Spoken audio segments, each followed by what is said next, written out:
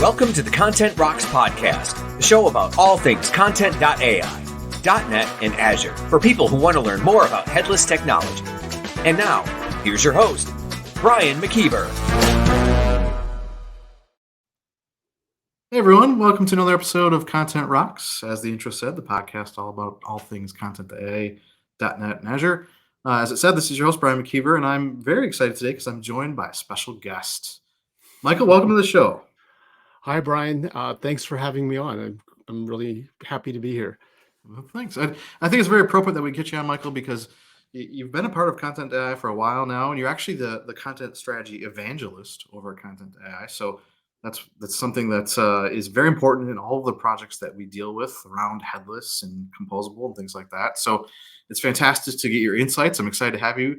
Our topic today, everyone, that we're going to talk about with Michael is talking about content migration, actually, because it intersects both technology, content strategy, all the worlds come together when we talk about migration. But before we dig deep into the topic, Michael, why don't you tell us a little bit about yourself? Say to the audience, what you've been up to, what you're passionate about, maybe something fun. Okay, sure. So I, as you said, am the content strategy evangelist for Kontent.ai, and I've been in that role for maybe 3.5 years or so. Prior to that, my career has been around content strategy. So I've worked as a consultant for all kinds of different sectors, everything from government and international organizations to, every industry sector you can think of, essentially. And I've actually had the opportunity to work around the globe in my career, which has been very interesting. And it's given me a lot of insights into how content differs in different places and the challenges of managing content globally. I am very interested in this area. I feel it's something that, while people recognize that it's important, they may not always understand the level of knowledge that is necessary to really do this well. And I'm always happy when someone like you has an interest in this, because there are a lot of people who just see this as an implementation project on a technical level, and they don't really think about this broader context where you're needing to have things designed and planned well to make it a success. And I am talking to you today from Arlington, Virginia, just outside of Washington, D.C. And one of the things I really enjoy is jazz music. So I don't play an instrument, but I really like getting to concerts and keeping up with the new releases. Fantastic. Well, and one just question that came right to my head as I was thinking about this, and I introduced you. Did you ever think that you would actually have the title of content strategy evangelist, or was that a surprise?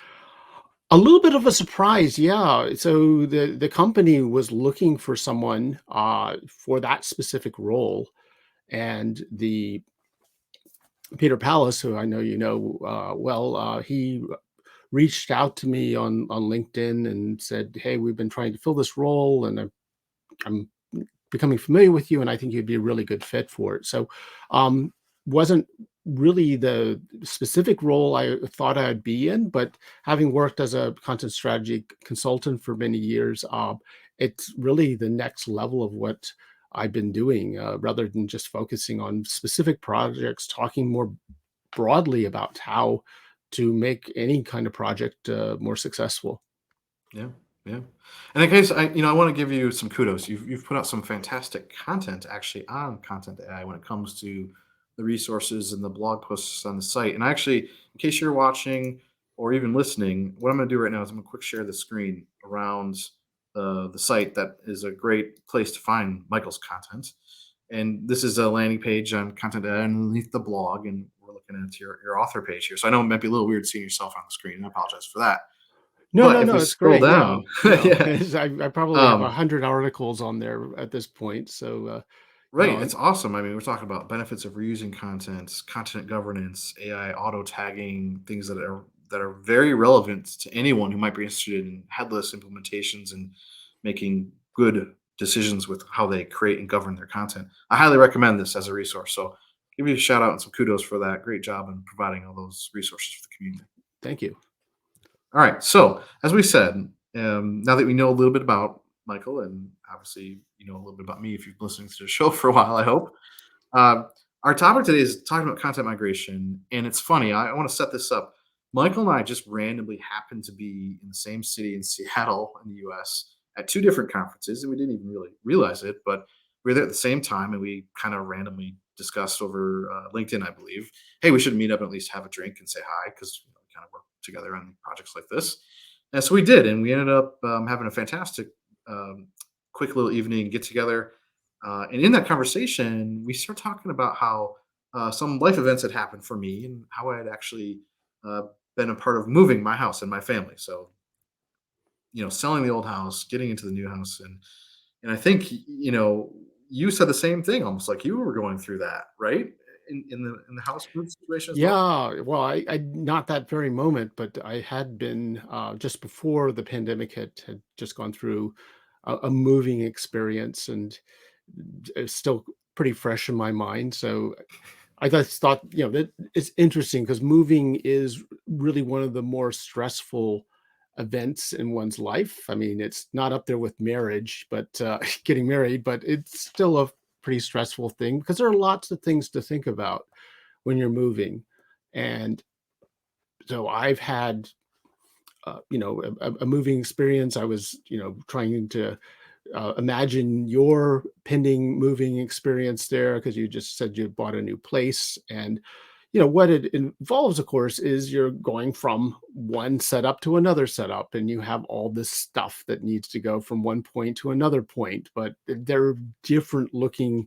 The end point is different from the beginning point. And so what happens with all this stuff and how do you get it there successfully, and do you take everything with you as you put it there, and what hiccups might happen when you do that, and are there tactics that you could employ to make it of a less problematic, I guess. So it just seems like a really interesting thing that a lot of us who have had the experience of moving, and hopefully it's generally worked out. But there is a certain amount of complexity for something that's kind of in a way mundane too. Right, right. Well, yeah, generally working out is not how I would describe my move that recently happened.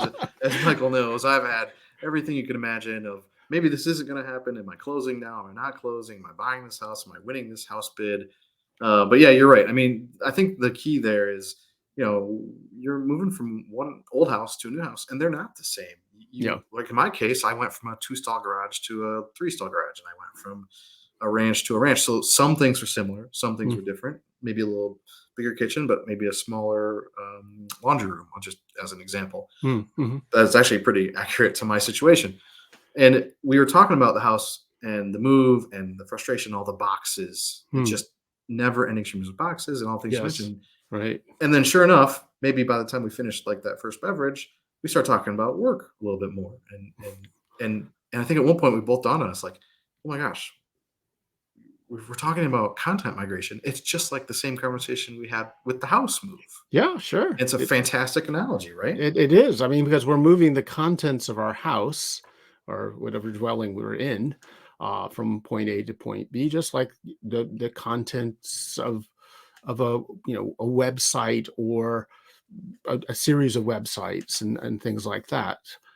And there's a lot of similarities in different scenarios. So I mean, when as I mentioned at the earlier, I've had a chance to live in a number of different countries because my wife had a very international career. So moved from we crossed oceans a number of times with our contents, and sometimes everything came with us. Sometimes we had to put some stuff in storage.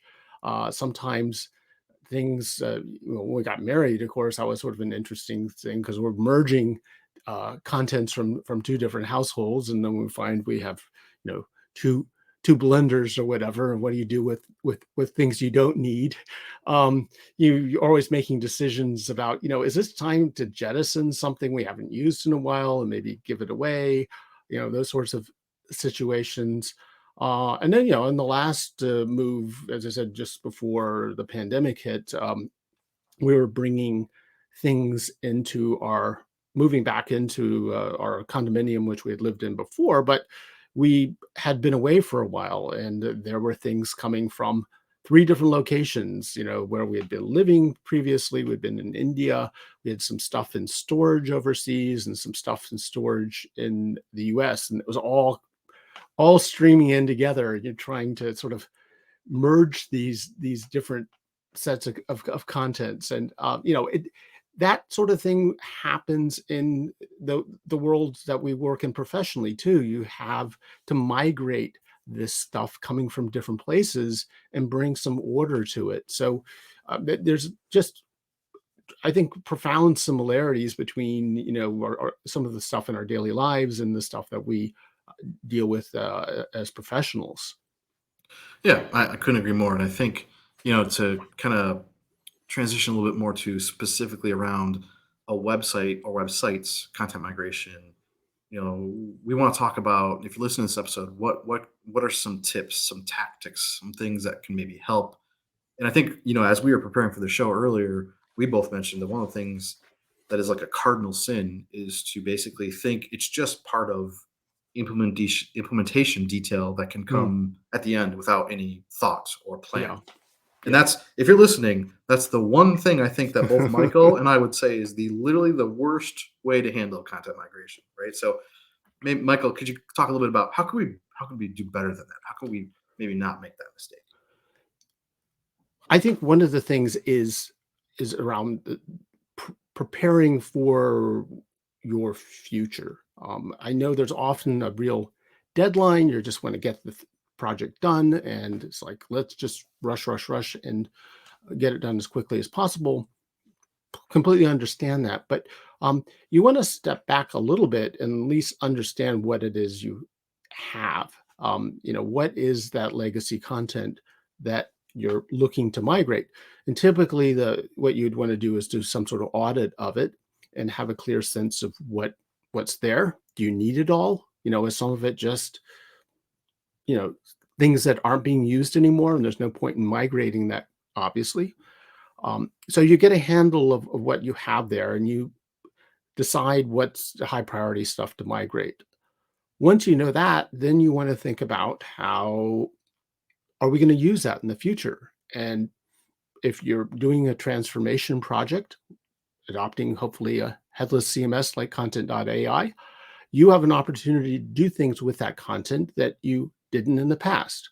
But to get the advantage of doing that, you have to have a little planning, because your legacy content probably isn't fully ready for this future state that you're setting up, which would allow you to have a lot more structure for that content, a lot richer metadata for that content, things like that. So you need to think about making decisions around what that future state of that content is going to be. And maybe you have to clean up some of that content a little bit too, if you can do that. And there's a lot of things that can be potentially done with that to clean it up.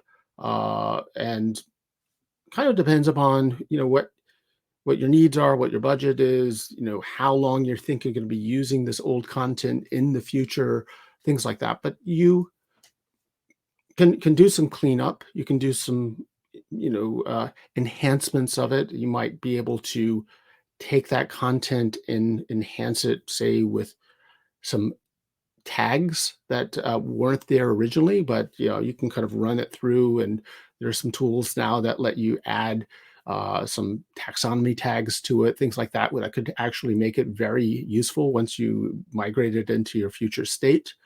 And you may want to cut out some pieces of it that maybe only parts of it are useful and other parts aren't. And that's a little bit more complicated, but I think we're seeing now developments, and I don't know if you follow this at all, but I mean, there's a lot of interesting work going where they have these programmatic web scrapers, which you can sort of say, I want just this part of a page and just run through a lot of published content and pull out just pieces of these pages.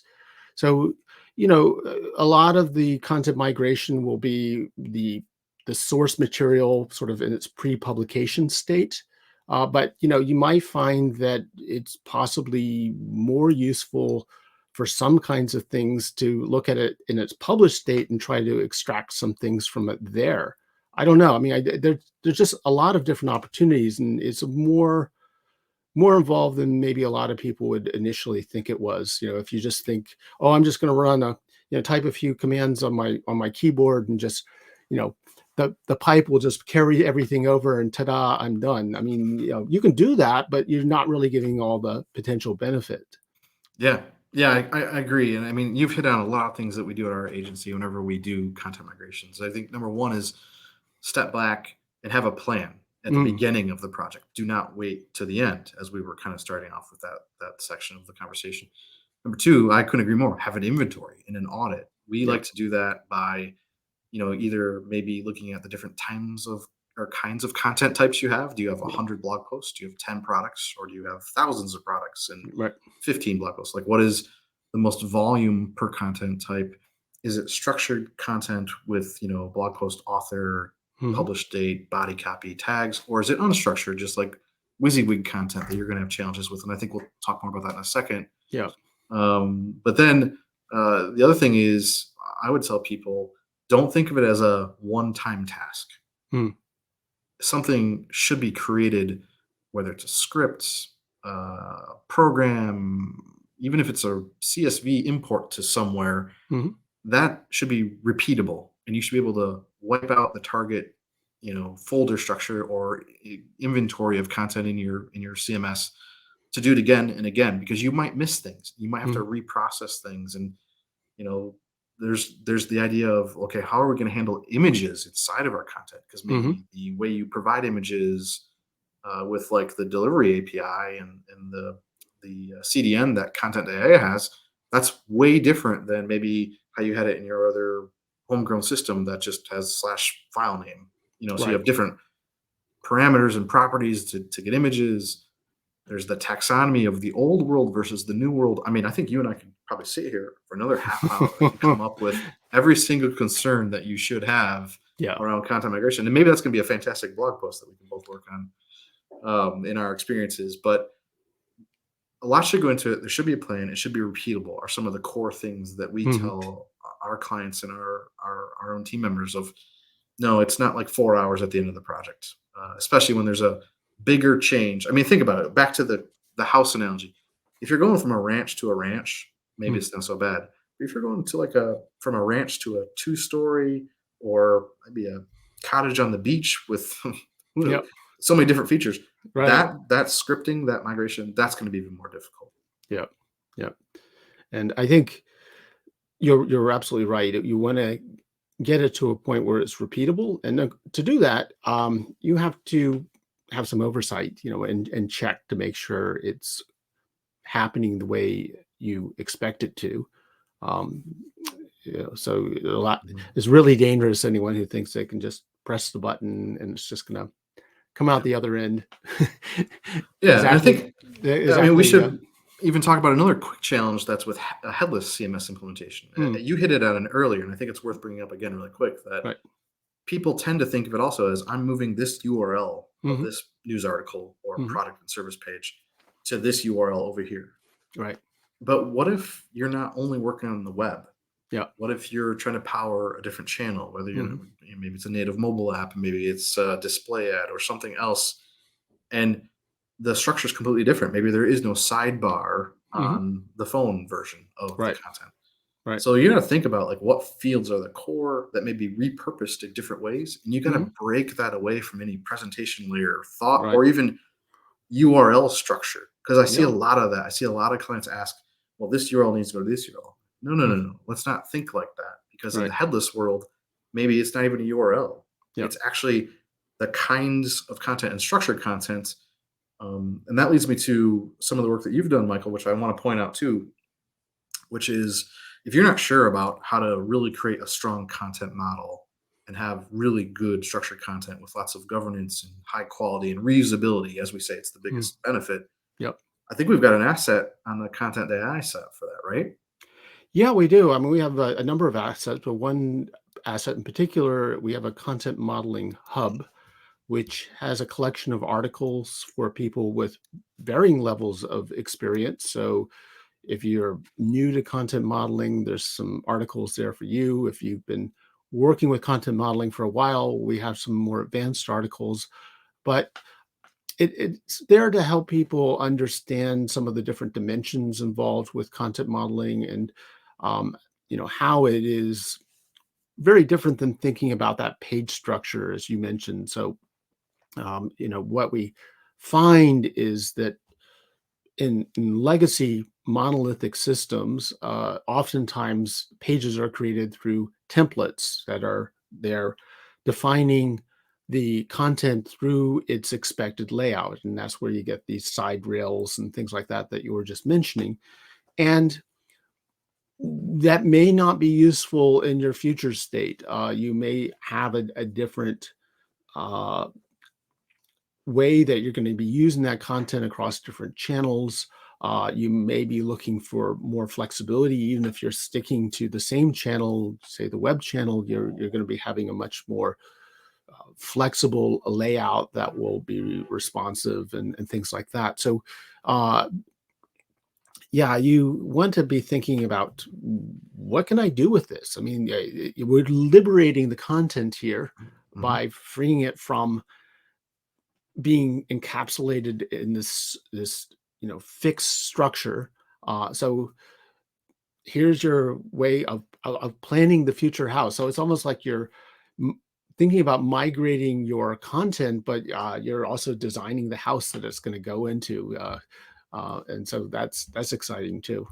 Yep. Yep.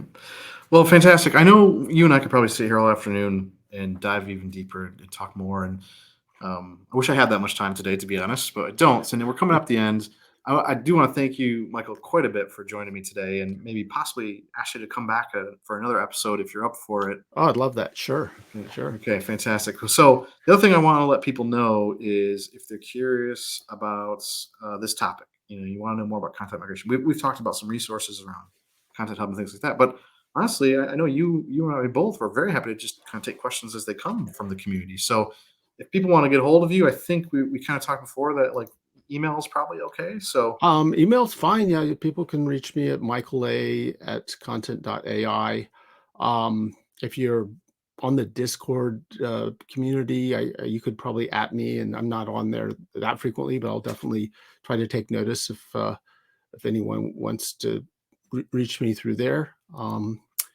And yeah, yeah, that's fantastic. That's right. So I'm putting that up on the video as well. So if you're not familiar with the Content.ai Discord community, it's Content.ai/Discord, and you'll get a way to get into there. So fantastic, Michael. Again, thank you so much for joining us. I will let you go enjoy the rest of your afternoon and your weekend, and definitely have a great holiday season. Okay, Brian. Thanks so much. I really enjoyed it. All right. And thanks for listening, everyone. This has been the latest episode of the Content Rocks podcast. We will talk to you all next time. Thanks.